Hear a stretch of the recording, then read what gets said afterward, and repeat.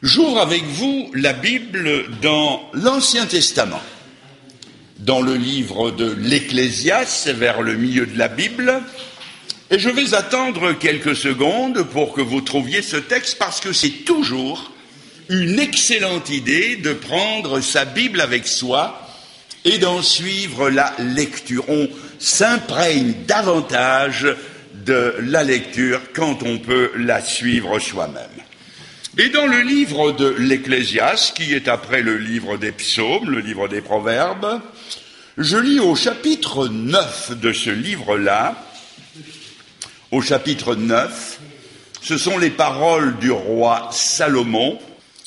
Il dit ceci, au verset 11 du chapitre 9, « J'ai encore vu sous le soleil que la course n'est point aux agiles, ni la guerre aux vaillants, ni le pain aux sages, ni la richesse aux intelligents, ni la faveur aux savants. Car tout dépend pour eux, et je souligne, tout dépend pour eux du temps et des circonstances. » Le message que je veux vous apporter aujourd'hui a pour titre « Qu'est-ce qui compte dans la vie ?» On pourrait donner un autre titre, l'estimation des valeurs. En y réfléchissant bien, j'ai trouvé qu'il serait impossible d'établir une table des valeurs. Bien sûr, nous avons nos tables de multiplication, nos sinus, nos cosinus, mais tout n'est pas mathématique dans la vie. Il y a les sciences exactes, mais il y a les sciences humaines. Et les choses ne sont pas toujours ce qu'elles paraissent être. Et même si les choses étaient toujours ce qu'elles paraissent être, il faudrait encore les classifier en valeurs sûres, valeurs relatives, valeurs temporaires, valeurs négatives. Mais même alors, les données que nous aurions resteraient relatives en raison de nos goûts et de nos préférences personnelles. Je m'explique. Nous allons prendre une valeur sûre. L'homme ou la femme, mais employons le terme générique, l'homme. Que vaut un homme à sa naissance? Eh bien, à sa naissance, le premier ou le deuxième détail qui est consigné dans le carnet de maternité, c'est 3,5 kg ou 400. Combien il pèse? Et nous trouvons normal qu'on estime la valeur de quelqu'un à son poids. Peut-être bien que cela est acceptable, mais 20 ans plus tard, imaginez cette jeune fille qui téléphone à son ami et qui lui dit « Tu sais, je viens de me fiancer. » Et à l'autre bout du fil, l'ami dit « Et comment est-ce qu'il est ?»« Oh, un fameux lapin, 80 kilos. » Mais c'est choquant. Ça vous choque? Et je le comprends. Mais 20 ans plus tôt, ça n'a pas choqué. Alors, qu'est-ce qui compte dans la vie? Les années passent, le petit bébé grandit, il devient un petit garçon, une petite fille, et là, il va aussi y avoir une évolution dans l'estimation. Ce ne sera plus son poids, mais une autre dimension. Ce n'est plus la balance, maintenant c'est la toise. On va dire, oh, quel grand garçon! Et à cette époque-là aussi, ce qui va compter, ce sont ses succès scolaires. On va l'évaluer au pourcentage de ses résultats à la fin de l'année. Il vaut 60, 75 ou 90%. Et si le gauche n'est pas très intelligent, il aura toujours la ressource d'être finaud comme un bon Français. Et si on lui demande, tu as une belle place à l'école, il va dire, oh oui, près du radiateur, en dessous de l'horloge ou près de la porte de sortie. Les années passent, nous nous le retrouvons à 20 ans, et à 20 ans, l'estimation des choses, qu'est-ce qui compte, change aussi de valeur. À cet âge, on soigne surtout son aspect extérieur. C'est ça qui compte, ce qu'on paraît. Et intérieurement, secrètement, il convoitera les belles têtes des vedettes qui ornent les belles affiches de publicité. Et à cet âge-là, quand elle le regardera, elle l'appréciera d'autant mieux qu'il sera carré d'épaules et qu'il aura une démarche altière. Et lui, pour lui plaire, il fera du bodybuilding où il se fera rembourrer les épaulettes. Ça, c'est à 20 ans, 21, 22 ans. Mais au lendemain du mariage, ils vont virer de bord tous les deux. Avant le mariage, ce qui compte, c'est ce qu'ils paraissent être. Après le mariage, ce qui compte, c'est ce qu'ils sont. C'est-à-dire que du corps, la valeur va passer sur l'âme. C'est-à-dire sur le caractère, parce que notre âme, c'est notre caractère, ce qui nous caractérise. Ce qui a fait dire à quelqu'un un jour, quand je l'ai épousée, c'était une taille de guêpe. Et là, c'était une guêpe de taille. Ce qui va compter aussi, les choses les plus importantes au monde qui comptent quand on est jeune, ce sont aussi les exploits sportifs. C'est ça qui compte. Et je me souviens avoir retrouvé, oublié dans un tiroir, un certificat d'athlétisme. À l'époque où, assez péniblement d'ailleurs, je remportais la victoire sur le 1000 mètres. Cela me semblait digne des efforts qu'il fallait y mettre et du temps qu'il fallait y passer. Mais mon appréciation a changé. La preuve, c'est que le beau diplôme reposait oublié dans un tiroir. Ah, mais c'est qu'entre-temps, il s'était passé quelque chose dans ma vie. Entre-temps, j'avais rencontré le Seigneur et le livre du Seigneur, la Bible, qui dit « L'exercice corporel est utile. L'exercice corporel est utile à peu de choses. » Et oui, les valeurs changent avec le temps qui passe. Certains estiment que ce qui compte dans la vie, c'est la force physique, d'autres la santé, la moralité, la personnalité, l'honorabilité, la position, les finances, la fortune. Le grand roi Salomon s'était acquis toutes ces choses, et d'une valeur, il passait à une autre. De la richesse, il passait au travail, du travail au renom, à la renommée, de la renommée à la sagesse, de la sagesse à la politique, de la politique à l'amour, et de l'amour au plaisir. Et quand il a tout essayé, il a écrit « Vanité des vanités, tout est vanité et poursuite du vent ». Car c'est vrai que le temps qui passe, comme nous l'avons lu, tout dépend du temps et des circonstances. Le temps qui passe et les circonstances qui changent balayent souvent les valeurs que nous croyons les plus sûres et que nous croyons les plus stables. Et puis, il faut aussi admettre que les valeurs ont des couleurs locales.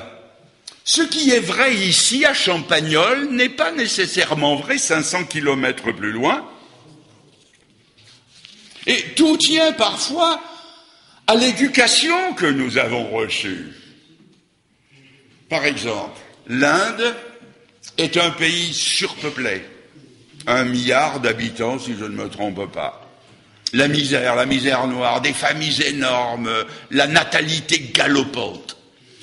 Et l'État essaie d'introduire des idées nouvelles comme le planning familial et entreprend une campagne de publicité avec des belles affiches représentant un beau couple avec 2 enfants, des habits convenables, respirant la santé, respirant aussi l'abondance.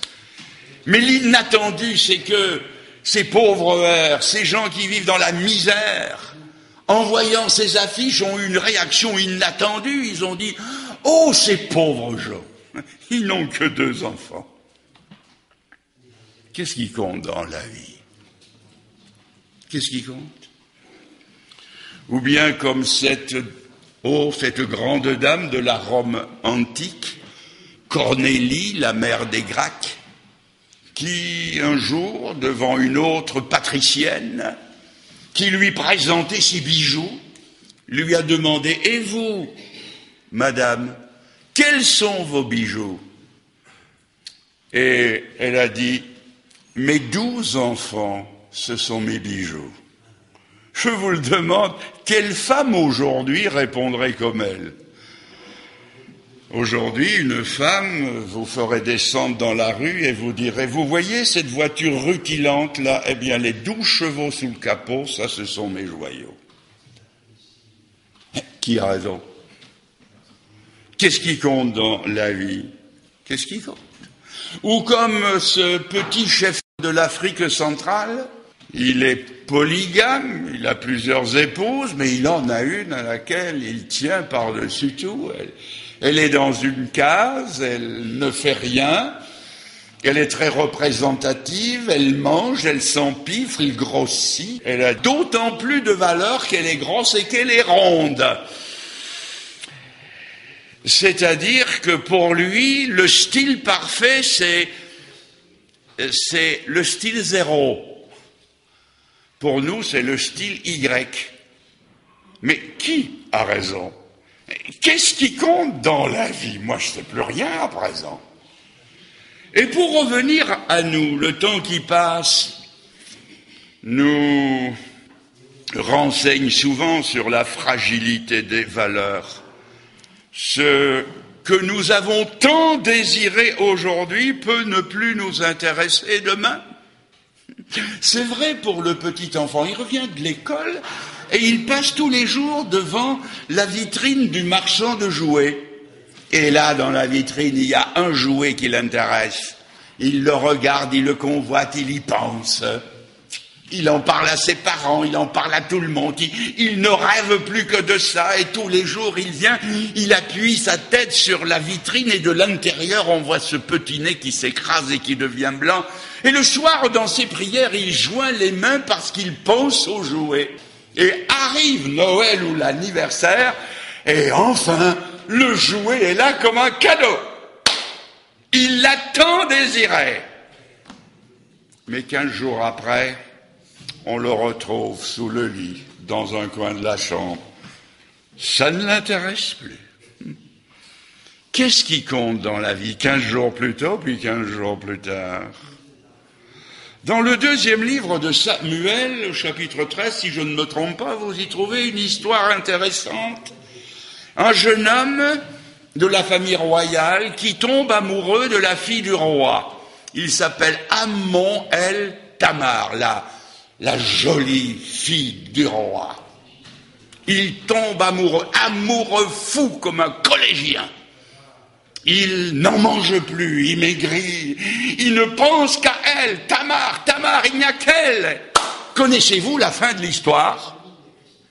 Quelques jours après, il est dit, il éprouva de l'aversion pour elle. Et l'aversion qu'il éprouva était plus grande que l'amour qu'il lui avait porté. Alors qu'est-ce qui compte dans la vie? 15 jours plus tôt, puis 15 jours plus tard. C'est vrai pour nous. Nous avons mis toutes nos forces dans la balance pour avoir quelque chose et il a suffi de bien peu de choses pour que tout bascule. Il suffit parfois d'un état d'âme pour tout changer. Un simple état d'âme. Regardez Judas. Il est allé avec le Seigneur pendant 3 ans. Et puis, un jour, il a convoité un champ qu'il voulait acheter. Il lui manquait 30 pièces d'argent. Et il a commis l'infamie de vendre, de trahir son maître bien-aimé pour 30 pièces d'argent. Ah, ce qu'il les a voulu, ces pièces d'argent. Et quand il les a eues, il ne les avait pas 24 heures dans ses mains, que ça s'est mis à lui brûler les doigts. Il a couru dans le temple, il a tapé les 30 pièces d'argent, il n'en voulait plus. La veille, il les voulait, la veille d'après, il ne les voulait plus. Il suffit d'un changement de circonstances pour que tout change. Notre estimation des valeurs, qu'est-ce qui compte? Qu'est-ce qui comptait quand ces milliardaires américains ont pris place sur le Titanic dans ce mois d'avril 1912, bateau insubmersible, et quand il a touché l'iceberg, et qu'on le croyait quand même insubmersible, que les canaux ont été mis à la mer, et quelques-uns n'avaient pas la moitié de leurs passagers. À quoi bon, puisqu'ils ne pouvaient pas couler? Mais quand on s'est aperçu qu'ils coulaient, on a vu des femmes riches arracher leurs joyaux et les offrir pour une place dans un canot. Mais des rivières de diamants ne pouvaient plus payer une place dans un canot. Tout l'or du monde, il paraît qu'il y avait 4 tonnes d'or de la Banque d'Angleterre dans les cales. Plus rien ne pouvait payer une place dans un canot. Ah, il suffit de bien peu de choses pour que tout change. Il suffit parfois d'un déplacement géographique pour que tout change. J'ai lu cette histoire d'un Arabe égaré dans le désert. Il avait une provision d'eau, mais il n'avait plus mangé depuis 2 jours, il mourait de faim. Et il est arrivé dans un endroit où il y avait un puits, il y avait eu un campement, il restait des traces, et il a cherché partout dans l'espoir de trouver quelque chose qu'on aurait oublié. Et il a trouvé un petit sac bien serré au col, rempli de choses dures. Il l'a ouvert espérant que c'était des noix ou des dattes. Et quand il l'a ouvert, il l'a rejeté en disant « Ce ne sont que des perles. » Ce ne sont que des perles. C'est vrai que dans les grandes crises de la vie, ce que nous convoitons le plus sonne parfois comme une moquerie sinistre. Mais lorsque nous devrons comparaître devant Dieu, parce que la Bible dit il est réservé aux hommes de mourir et de comparaître devant Dieu, alors nous aurons l'estimation des choses auxquelles nous aurons accordé trop ou trop peu d'importance. La Bible nous raconte dans le livre de Daniel au chapitre 5 l'histoire du dernier roi de Babylone. Roi d'un empire. Et de ce roi, il est dit que, avec toutes ses richesses, ses armées, Dieu dit de lui, tu as été pesé et tu as été trouvé léger. C'est-à-dire que tout ce à quoi il tenait beaucoup, il donnait de l'importance, cela manquait de poids. Et il y aura dans ce jour-là un renversement total. Les choses que nous avons estimées ou surestimées nous apparaîtront méprisables, et celles que nous avons méprisées nous apparaîtront estimables. Regardez dans l'évangile de Luc au chapitre 16, le Seigneur nous rapporte l'histoire d'un homme. Quelles étaient ses valeurs avant de comparaître devant Dieu ? Eh bien, ses valeurs, c'était, il se vêtait de pourpre et de fin lin. Il faisait chaque jour joyeuse et brillante vie. Mangeons et buvons, c'était sa devise. Mais écoutez-le maintenant qu'il est dans l'au-delà du désespoir. Écoutez maintenant ses valeurs, qu'il entend la voix de l'éternité. Écoutez sa prière. Il dira, Père Abraham, envoie Lazare vers mes frères dans la maison de mon père, parce que j'ai 5 frères, pour qu'ils ne viennent pas ici dans ce lieu de tourment. Ah, ces choses, il les voit maintenant dans la proportion de l'éternité, dans la perspective de l'infini. Et lui, qui ne pouvait pas entendre une parole de l'évangile sans se moquer, sans se gausser, il se ferait maintenant évangéliste s'il le pouvait, afin de transmettre ce message au plus grand nombre. Alors, si j'ai bien compris, l'estimation des valeurs ne doit pas être laissée à notre choix. Pourquoi? Parce que nous sommes sujets à variation. Or, il y a dans l'épître de Jacques, si je me souviens bien, une parole qui dit « Parle du Père des Lumières, chez qui il n'y a pas l'ombre d'une variation. » Et c'est lui qui va nous donner son appréciation. Voyons quelle est son appréciation des choses temporelles qui peuvent avoir leur importance. Écoutez-le, je l'ai déjà dit une fois, vanité des vanités, tout est vanité et poursuite du vent. Écoutez maintenant ces valeurs à lui qu'il nous propose. Recherchez premièrement le royaume et la justice de Dieu. Écoutez-le parler aux jeunes. L'exercice corporel est utile à peu de choses, mais la piété est utile à tout et à les promesses de la vie éternelle. Écoutez-le dire, les choses visibles, c'est pour un temps, mais les choses invisibles sont éternelles. Écoutez, le Seigneur dit, ne vous amassez pas des trésors sur cette terre, là où la teigne et la rouille démanchent et où les voleurs percent. Souvenons-nous des bijoux de certaines grandes vedettes, dont je ne citerai pas le nom, l'abbé Goume, entre autres. Des fortunes immenses. Les voleurs sont allés pénétrer et y dérober. Alors voulons-nous une valeur sûre? Des valeurs que rien ne viendra ébranler, plus sûres que le roc de Gibraltar, que ni vent, ni marée, ni homme, ni avenir, ni passé, ni démon, ni maladie ne pourront jamais ébranler, valables d'un bout à l'autre de la terre, d'une extrémité à l'autre du ciel. Est-ce que nous voulons une valeur qui tient? Écoutez la réponse de Dieu. La valeur universelle, c'est Jésus-Christ. L'Épître aux Hébreux dit de lui, il est le même hier, aujourd'hui, éternellement. C'est la valeur de Dieu.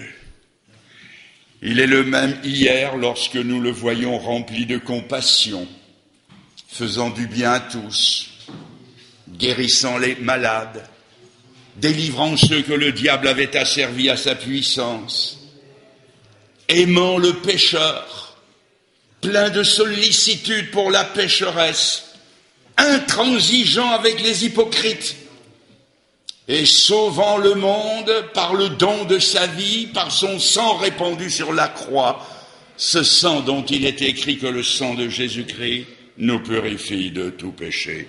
Il est le même hier, il est le même aujourd'hui, patient comme toujours, attendant de votre part une réponse qui tarde à venir, désirant vous sauver comme il a sauvé Zachée, comme il a sauvé Saul de Tarse, comme il a sauvé Marie-Madeleine, désirant remplir votre vie du Saint-Esprit, afin que ce soit une vie utile et une vie pleine. Il est le même hier, il est le même aujourd'hui, il sera le même éternellement. C'est-à-dire que les décisions qu'il a prises, il les respectera. Il a dit au brigand sur la croix, « Aujourd'hui tu seras avec moi dans le paradis » et il le sera. Il m'a pardonné mes péchés lorsque j'avais 20 ans, sauvé je serai. Parce qu'il est écrit dans l'Épître aux Corinthiens que Jésus-Christ est le oui et l'amen de Dieu. Toutes les promesses de Dieu sont oui et amen en Jésus-Christ. Si bien que la valeur de Dieu pour nous, c'est Jésus. Alors voulez-vous le recevoir si vous ne l'avez pas encore fait? Il ne suffit pas de connaître ces choses. Je suppose que vous les connaissez tous. Le savoir, c'est une chose, mais choisir de le recevoir, c'est autre chose. Et je vais terminer en vous racontant l'histoire d'un homme qui a perdu le sens des valeurs. Il s'appelle Ésaü. Et c'est dans l'Épître aux Hébreux, au chapitre 12 et au verset 16 que je trouve ces paroles. « Veillez », est-il dit dans le verset précédent, « veillez à ce qu'il n'y ait ni débauché, ni profane ». Ce qui caractérise Ésaü, c'est la profanité. Profane comme Ésaü qui, pour un mets, vendit son droit d'aînesse. Qu'est-ce qui compte dans la vie? Vous savez que plus tard, voulant obtenir la bénédiction, il fut rejeté, quoiqu'il l'ait sollicité avec larmes, car son repentir ne put avoir aucun effet. Son repentir ne put avoir aucun effet. Laissez-moi vous raconter en quelques mots. Ésaü, nous le savons, était le frère jumeau de Jacob, mais il était l'aîné. Et en tant qu'aîné, il avait la première tranche des bénédictions matérielles et spirituelles. Il était avantagé par rapport à son frère Jacob. Les valeurs, il les avait de droit. Un jour, alors qu'il était parti à la chasse, il est revenu bredouille. Au moment où son gredin de frère Jacob cuisait un potage de lentilles, la Bible dit un roux, quelque chose de grillé aux oignons, vous savez, qui vous remplit les narines à 500 mètres de distance. Il mourait de faim, du moins le croyait-il, et il est arrivé à ce moment-là et il a demandé à son frère un peu de son potage de lentilles, de son roux, et Jacob, en bon commerçant, donnant, lui a dit « D'accord, mais tu me vends ton droit d'aînesse. » Et Ésaü a dû réfléchir. Le droit d'aînesse ou le plat de lentilles? Qu'est-ce qui compte dans la vie? Quelle est la valeur? L'estimation de valeur. Que va-t-il estimer? Le droit d'aînesse, le plat de lentilles, le plat de lentilles, le droit d'aînesse, et plus il réfléchit, plus il a faim. Et il se dit, mais je vais mourir de faim, à quoi ça va me servir mon droit d'aînesse? Et il a basculé. Il a fait son choix. Qu'est-ce qui compte? Le plat de lentilles. Et il s'est dit, autant de prix. On verra bien après. Parce que c'est toujours après qu'on voit. Et on a vu que la bénédiction est allée à son frère. Il a pleuré. Il a supplié. Il a voulu la ravoir. Mais la Bible dit, son repentir fut sans effet. C'est-à-dire que, en dehors de son droit d'aînesse, de cette valeur divine, tout était sans effet. Son repentir, ses larmes n'avaient plus que la valeur du plat de lentilles qu'il avait choisi. Et mes chers amis, en dehors de Jésus-Christ, retenez ceci, nos œuvres sont appelées des œuvres mortes. En dehors de Jésus-Christ, notre justice est appelée par Ésaïe un linge souillé. Et en dehors de Jésus-Christ, l'Épître aux Corinthiens dit que notre repentance, c'est une tristesse qui conduit à la mort. En dehors de Jésus-Christ, rien ne prévaut. Tout n'a de valeur qu'en lui. Et si vous n'avez pas Jésus-Christ comme sauveur, quelle valeur allez-vous présenter devant Dieu dans ce grand jour de la rencontre? Qu'allez-vous lui dire? Allez-vous lui dire, mais Seigneur, tu sais, moi quand je suis né, je pesais 4 kilos. Ou bien allez-vous lui dire, Seigneur, aux derniers examens, j'ai fait 85%. Allez-vous lui dire, Seigneur, j'ai fait des exploits sportifs. Lui direz-vous, Seigneur, j'avais une épouse si charmante. Allez-vous lui dire, Seigneur, j'ai développé une personnalité dans le monde où j'ai évolué, je me suis acquis une certaine position. Allez-vous lui dire tout ça? C'est la valeur d'un plat de lentilles. Car c'est là la seule valeur qu'Ésaü pourra présenter dans ce jour-là, le plat de lentilles qu'il a choisi. Il avait droit à la première tranche des bénédictions de Dieu. Au lieu de cela, il a désormais droit au plat de lentilles. Et vous aussi, vous avez droit. Vous avez droit au pardon de Dieu. Vous avez droit au salut. Vous avez droit à la communion des anges. Vous avez droit à l'avenir éternel. Vous avez le droit au ciel. Vous avez droit à l'éternité. Vous avez tous ces droits. Mais vous avez aussi droit aux jouissances malsaines du monde. Vous avez droit de vivre à votre guise. Vous avez droit d'écarter Jésus-Christ. Vous avez tous ces droits. Et la finale, c'est celle-ci. Duquel de ces deux droits allez-vous vous prévaloir? Duquel de ces deux droits allez-vous vous prévaloir?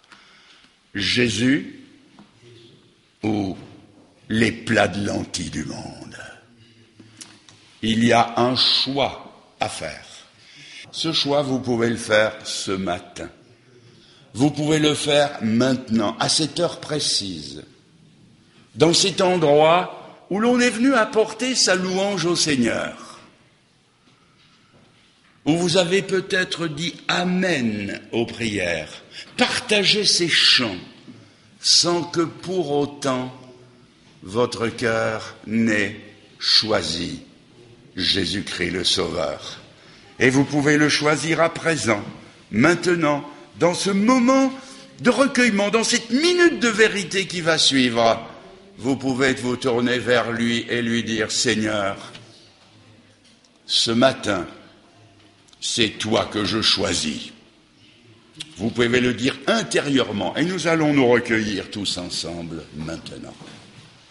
Que toutes les têtes se courbent, que tous les fronts s'inclinent. Seigneur, tu nous as parlé par ta parole. Tu nous as tenu le langage de la rigueur, d'une réflexion rigoureuse. Et tu as mis devant nous, en fait, la vieille et bonne histoire des deux chemins, le chemin large et le chemin resserré, le plat de lentilles ou le droit d'aînesse. Seigneur, tu nous as présenté par ta parole les avantages de ce monde, les choses d'un temps, les choses qui passent, ou alors tes valeurs à toi. Seigneur, permets que chacun de nous qui est en route dans le chemin de cette vie prenne la bifurcation de la croix du Calvaire, ce petit sentier qui conduit à la vie éternelle. Ô Seigneur, que les paroles qui ont été dites dans la faiblesse aujourd'hui nous suivent et que nous en fassions tous notre profit. Et ma prière personnelle, c'est que quelqu'un qui te cherche sans t'avoir encore trouvé, te trouve aujourd'hui et dans un esprit de décision, choisisse la valeur que tu nous as proposée dans la personne de Jésus-Christ.